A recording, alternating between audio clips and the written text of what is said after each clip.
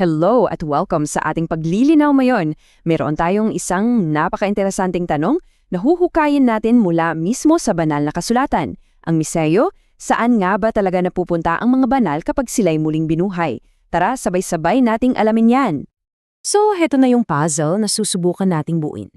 Kasi, ayon sa Biblia, parang may iba't ibang destinasyon ang mga banal pagkatapos nilang buhayin muli. Nakakasalungatan ba ang mga ito? O may mas malalim na kahulugan?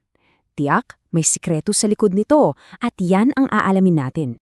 Tatlo, yan ang binibigay sa ating mga lokasyon, ang Himpapawid, ang Bundok Sion, at ang Dagat na Salamin. Sa unang basa, parang ang gulo, di ba? Parang magkakaiba talaga sila. Pero dito mismo magsisimula ang paglutas natin sa misteryo. Sige, simulan natin sa unang clue. Okay, unahin natin itong unang piraso ng ating puzzle. May isang partikular na grupo na nakita raw sa Bundok Sion. Ayan, malinaw na sinasabi sa Pahayag 14, talata 1. May isang grupo, ang 144,000, kasama ng kordero, at nasaan sila? Sa Bundok Sion. Yan ang location number 1 natin. Pero sino nga ba talaga sila? At dito pa lang, meron ng napaka-interesanteng detalye. Ayon sa ating source material, itong 144,000, sila rin daw ang tinatawag na dalawang saksi. At hindi lang yan, meron silang napaka-special na misyon sa isang partikular na yugto ng panahon. Tandaan natin yan ha, mahalaga yan mamaya. Ngayon, lumipat naman tayo. Silipin natin ang pangalawang misteryosong lokasyon. Dito, may isa na namang grupo ng mga banal na ipinapakita. So, sa pahayagang Kabanata 15, talata 2, iba naman ang eksena. Mayroong isang grupo ng mga martir sa tabi ng dagat na salamin. Ang ganda ng pagkakalarawan, di ba? Sila raw yung mga nagtagumpay laban sa hayop, isang imahe ng napakalaking tagumpay.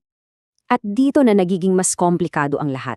So, meron tayong isa pang grupo ng mga nagtagumpay na banal na nabuhay rin sa parehong panahon, pero heto ang catch. Ayon sa source, iba raw sila sa 144,000. So paano to? Dalawang grupo, iisang timeline, pero tila nasa magkaibang lugar? Ito na ngayon yung malaking tanong, yung parang nakakalito. Magkaiba ba talaga silang grupo? Nasa magkaibang lugar ba sila? O baka naman magkaiba lang ang panahon kung kailan sila muling binuhay? Well, dito na natin malalaman ang solusyon sa buong misteryo.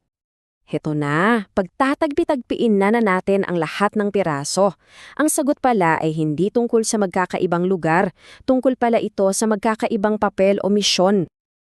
At dito, sobrang linaw ng paliwanag. Tingnan ninyo to. Iisang event lang pala ang pinag-uusapan, ang unang pagkabuhay na mag-uli. At nasa iisang lugar lang din sila, sa harapan ng trono. So, ano ang pinagkaiba? Yung papel nila. Ang 144,000, sila ang tagapagtanggol, habang yung mga martyr naman sa dagat na salamin, sila yung pinoprotektahan. Ganun lang pala kasimple. Kaya ang pinakasusi rito ay ito. Yung Bundok Sion at yung dagat na salamin, hindi pala yan literal na magkahiwalay na lugar. Ayon sa ating source, simbolikong paglalarawan lang yan ng iisang lugar sa langit.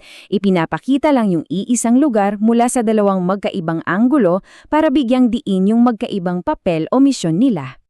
Ngayong nalutas na natin yung puzzle, buuin na natin ang kabuuang larawan na ipinapakita sa atin ng pinagkukunang material.